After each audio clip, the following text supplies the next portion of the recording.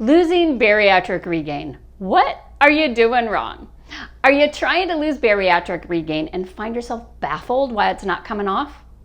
You might be going about losing it all wrong. If you're curious to find out why, share a high five by smashing that like button and keep watching to discover a false belief that might be getting in your way and some simple tips to turn it around. Listen, weight regain after surgery is freaking scary. I know, I've been there. In fact, I wallowed in post-surgery regain for more than a decade, regaining more than 50 pounds. And while I was clear on exactly what I had done to cause the regain, I just couldn't figure out why my efforts to lose it weren't working. What the heck was I doing wrong? It turns out I was doing a lot wrong. But in this episode, I'm going to focus on just one big thing. It's this. Losing regain is not as simple as calories in, calories out. Let me say that again. Losing weight is not as simple as calories in, calories out. Let's start with calories in. When you gain weight, you probably think, okay, I've got to slash my caloric intake. So often I see people in our community turning to pouch resets, liver shrinking diets, liquid diets, or living on nothing but chicken and broccoli for weeks. Will you lose weight? Probably. Do you get a mindset boost? I know I do, but here's the problem. When you lose weight by drastically cutting calories, how long do you keep it off? For about one red hot second, right? Seriously, did we learn nothing from all of our failed drastic diets before surgery? Do we think they will magically work differently after surgery? But we think, well, I could hardly eat anything after surgery, and look how great that turned out. I want to experience that again. Add to that, the dieting mentality is what we know. It's what's comfortable. So we return to diets that drastically reduce calories, thinking, this time will be different. When I was struggling with post-surgery regain, I spent years and years returning to diets, only to go further and further down the rabbit hole and get bigger and bigger and more depressed. Here's what's going on. When you drastically cut calories, it can screw up your metabolism, not just while you're starving yourself, but long after you return to a higher caloric intake. Your body is wired for survival. If you drastically cut calories, your body shifts gears to survive famine. This is commonly referred to as starvation mode. Your metabolism slows down so that you'll burn less calories and convert more of what you're eating into stored fat. Some studies suggest that this type of restriction can slow down your metabolism by up to 23%. So let me ask you a question. When you go on a diet where you're drastically restricting your calories, do you think this type of behavior is something that you can keep up forever? How many times have you said, this will be the time that I make this a permanent change? But what happens? You reach a breaking point because you're expending so much thought, energy, and effort to stick to your drastic low-calorie plan. It's hard. On top of that, you might be obsessing about all the goodies you've been missing out on. So eventually you snap and begin eating more calories. Unfortunately, after drastically restricting yourself, now your metabolism isn't working like it did before the restriction. For most of us, our metabolism doesn't just speed back up when you start eating more. You're often worse off than you were before you started cutting the calories. So instead of resets, liquid diets, and extreme measures, why not try something different? Change one thing. Maybe you replace one not so healthy food you eat a lot of with something more nutritious. Maybe you reduce the servings of cheese you have each week. Maybe you have a couple less starchy vegetables each week and replace those with leafy green vegetables.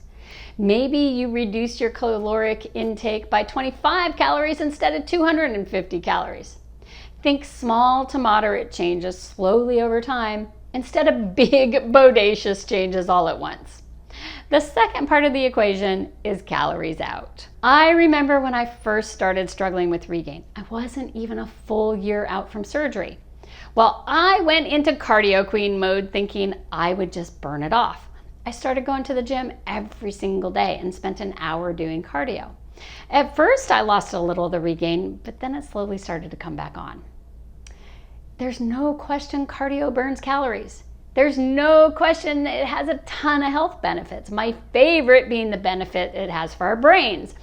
There's no question it should be part of your life, unless you have medical complications that dictate otherwise. But cardio every single day is not the magic key to weight loss. There are a lot of us in the bariatric community that have gotten a little obsessed with how many calories we burn. I'll admit I still struggle with this at times. I love watching how many calories the cardio machines say I'm burning. Even though those numbers are probably not entirely accurate, it makes me feel like I'm making progress. Now, for those of us obsessed with the cardio, we often enjoy it at the expense of weight training and strength training. And that is a tragic mistake because muscle mass is an important contributor to your metabolism. Muscle burns about 3 times more calories than fat when you're at rest. By many estimates, 1 pound of muscle is said to burn roughly 6 calories at rest. Now, that may not sound like a lot, but believe me, it adds up. Plus, something happens in your body after a strength training session. Your metabolism stays elevated for a while afterwards. Many refer to this as the afterburn effect, which is all of the oxygen your body takes in for your muscles to recover after that workout. Now, those changes to your metabolic rate are things going on inside your body. But I want to talk for a second about what happens in your head. Do you use the cardio as an excuse to eat more? Be honest. Now, I know that's exactly what I did in the early days after weight loss surgery. When I was doing that cardio each day, I started justifying a half a zucchini walnut muffin on Saturdays as a treat for all of my discipline. Now, that might have been okay, but that muffin led to a Tootsie Pop after every single workout. In my mind, I was like, well, it's only 60 calories, filled with nothing but sugar and fat. You probably see where this is going, right? For those of us who have a history of food addiction, cardio opens the door to justifying extra indulgences. And that can quickly spiral out of control. So listen, cardio is super important, but be sure to balance it with strength training. Cardio is not some magic elixir that's going to help you melt off the pounds. Now, if that's not enough proof that the magic formula to losing regain after bariatric surgery is not as simple as calories in, calories out, do you remember that show, The Biggest Loser? I was addicted to that show. I mean, how cool was it to see people who were fighting the same battle you fought have such incredible success? Even after surgery, when I was dealing with regain, I'd watch that show and I'd dream of how incredible it would be to live on the Biggest Loser ranch for a month or two. But do you know what became of those people we came to know and love on that show? Well, after one of the seasons, gosh, I think it was season 8, but don't quote me on that. Anyway, 14 of the 16 contestants agreed to participate in a study. It followed them for 6 years, and the results were published in a journal called Obesity in 2016. Researchers had predicted the participants' metabolisms would slow down, but their metabolism slowed more drastically than expected. Here are the numbers from the study.